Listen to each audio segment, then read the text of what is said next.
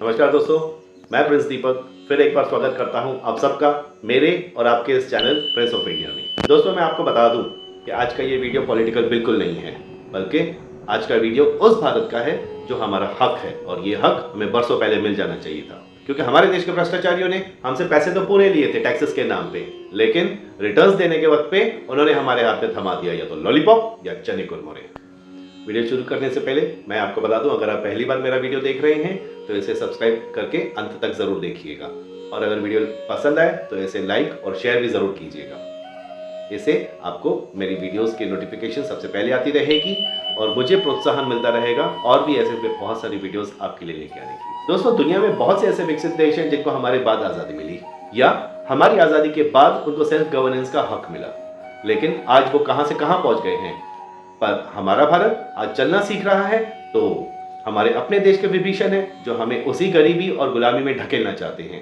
मुझे उस खानदान से कोई गिला शिकवा नहीं है जिनको ये सिखाया गया है कि पूरा भारत उनकी पुश्तैनी जागीर है, क्योंकि वो वही कहेंगे जो उन्हें सिखाया या पढ़ाया गया था। और अगर उन्हें इस बात का घमंड है कि वो ऑक्सफोर्ड यूनिवर्सिटी से ग्रेजुएट है तो अच्छा है, मेरे पेरेंट्स ने मुझे यहाँ भारत में पढ़ाया, वरना मैं शायद इस वीडियो बनाने के लायक तक नहीं रहता। और वैसे भी मुझे नहीं पता था कि ऑक्सफोर्ड यूनिवर्सिटी में यह सिखाया जाता है कि अपने ही देश का कानून तोड़ो, अपने ही देश का निरादर करो और झूठ बोलो। मुझे तो लगता था ऑक्सफोर्ड यूनिवर्सिटी का मतलब है कि वहां उच्च शिक्षण वाले लोग जाते हैं। मुझे लगता है हमारे देश के कुछ नेता वहां बैक बेंचर्स रहे होंगे, इसके लिए उनके साथ मामला कुछ गड़बड़ा गया है। खैर, अब तो जो हुआ सो हुआ, पर मेरे समझ में ये नहीं आता कि उनके जो भारतीय साथी हैं उनके मती पे क्यों ताले पड़े हुए हैं। पता नहीं क्यों भारत को उभरता हुआ देश उनका खून क्यों उबलता है। मैं तो समझता हूं मुझसे ज्यादा देश की स्टैटिस्टिक्स के बारे में उनको पता होगा। मैं ये भी जानता हूं कि देश की हर तरक्की के बारे में उनको मुझसे ज्यादा जानकारी होगी, लेकिन फिर इस तरक्की करते हुए देश को इसका फायदा उठाने की बजाय इसका विरोध करने की वजह आज तक मेरे समझ में नहीं है। पहले नारा लगाया मोदी चोर है, उसके बाद तो देश के हर पॉलिटिकल लीडर ने अपशब्दों का पिटारा खोल दिया और ऐसे ऐसे शब्द कहे जो शायद कोई बर्दाश्त भी नहीं कर सके। मैं तो यहां बता भी नहीं सकता। क्यों भाई? मोदी जी क्या सिर्फ आम भारतवासियों के प्रधानमंत्री हैं? इन पॉलिटिकल पार्टियों के नहीं, इनके लीडरों के नहीं। वे हमारे पूरे भारत देश के प्रधानमंत्री हैं। अगर आपके पास भारतीय नागरिक होने का कोई प्रमाण पत्र है तो वे आपके भी प्रधानमंत्री हुए। और मैं यहां पे आपको स्पष्ट तौर पे बता दूं कि प्रधान का मतलब होता है सबसे बड़ा, और जब आप किसी भी बड़े का अनादर करते हैं, चाहे वो प्रेस कॉन्फ्रेंस में हो या भरी सभा में हो, तो ये उनका अनादर नहीं, ये आपकी चरित्रता दिखाता है। इससे पता चलता है कि आपके घर में जो आपके बड़े बुजुर्ग हैं उनको आप क्या आदर देते होंगे, क्या सम्मान देते होंगे और कितनी अहमियत देते होंगे। आज की सरकार भारत को जिन ऊंचाइयों पे ले जा रही है, क्या पिछली सरकार में किसी ने इसकी कल्पना भी की थी? नहीं ना। मेरा भारत आज एक रोज नया इतिहास रच रहा है, और इसलिए इतनी तरक्की और विकसित देशों में मिल रही इज्जत इन घर बैठे पॉलिटिकल लीडरों को मंजूर नहीं है। शायद उनको रास नहीं आती ये तरक्की, क्योंकि जितने बड़े बड़े सरकारी प्रोजेक्ट आज हम सुन रहे हैं, इतने तो बड़े पिछली सरकार में सिर्फ स्कैंडल सुना करते थे जो कुछ दिन तक न्यूज में दिखा देते थे और उसके बाद वो कहां रफा दफा हो जाते थे आज तक किसी को कभी पता नहीं चलता। दोस्तों, आप ही बताओ, क्या कभी आपके या आपके बुजुर्गों ने लाखों करोड़ों के प्रोजेक्ट सुने थे सरकारी? नहीं ना। ले दे के एक एनरॉन प्रोजेक्ट का नाम सुना था बचपन से, जो आज तक ठप पड़ा हुआ है। राम जाने उसमें हम गरीबों का कितना सारा पैसा पानी की तरह बहा दिया इन लोगों ने, और मजाल है कि आज तक किसी ने कोई डकार भी ली हो। हाँ दोस्तों, मैं हूं मोदी भक्त और मुझे गर्व है इस बात का, क्योंकि मैं उनके नेतृत्व में अपने देश को तरक्की करते हुए देख रहा हूं। जनसंख्या एक बहुत बड़ी समस्या है, यही कहते थे ना पिछले लोग, लेकिन मोदी जी ने यह दिखा दिया कि जनसंख्या कोई समस्या नहीं बल्कि हमारी सबसे बड़ी ताकत है। एक वक्त था जब अपनी संरक्षा के लिए, अपनी सेना के लिए हम एक फाइटर प्लेन तक नहीं खरीद सकते थे। इन 9 सालों में मोदी जी ने पूरी फैक्ट्री लगा दी है फाइटर प्लेन्स की। अटल जी के कार्यकाल में 2 से 4 अरब डॉलर का इंपोर्ट हुआ करता था चाइना से। मनमोहन सरकार के आते आते ये इंपोर्ट 8 से 16, 16 से 40 और 2014 आते आते लगभग 80 अरब डॉलर तक बढ़ गया। आमतौर पे इंपोर्ट उस चीज का किया जाता है जिसकी हमारे देश में किल्लत हो या उस चीज को यहां बनाना बिल्कुल ही असंभव हो।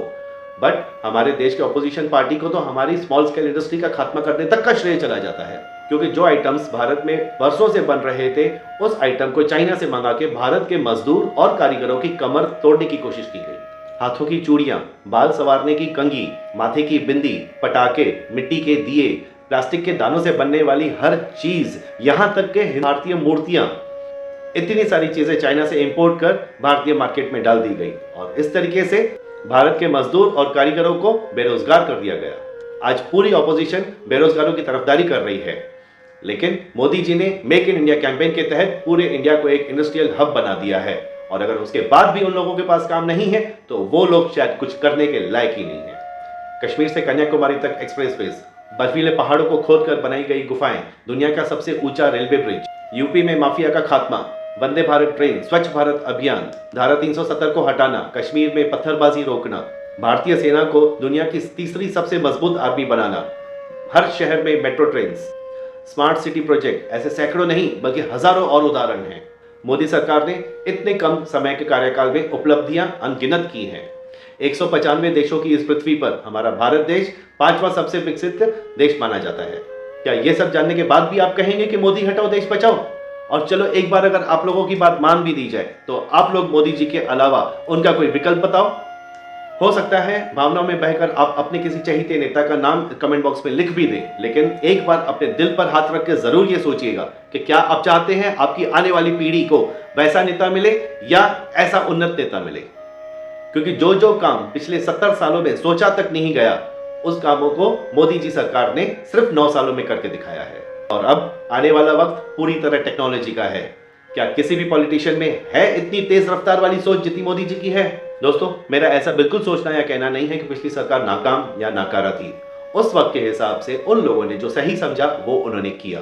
बात निरादर की या सही गलत की नहीं है, यहाँ बात हो रही है कदम कदम आगे बढ़ने की। उदाहरण के तौर पर नोकिया एक वक्त का मार्केट लीडर था, लेकिन जब टेक्नोलॉजी चेंज हुई तो नोकिया ने अपने टेक्नोलॉजी को चेंज नहीं किया और इसीलिए सैमसंग आज तक मार्केट लीड कर रहा है। इसी तरह कोडैक फिल्म्स को भी ऑफर मिला था डिजिटल होने का, पर उन्होंने मना कर दिया और इसकी वजह से दूसरे कई सारे कंपनियों को मौका मिल गया मार्केट में आने का।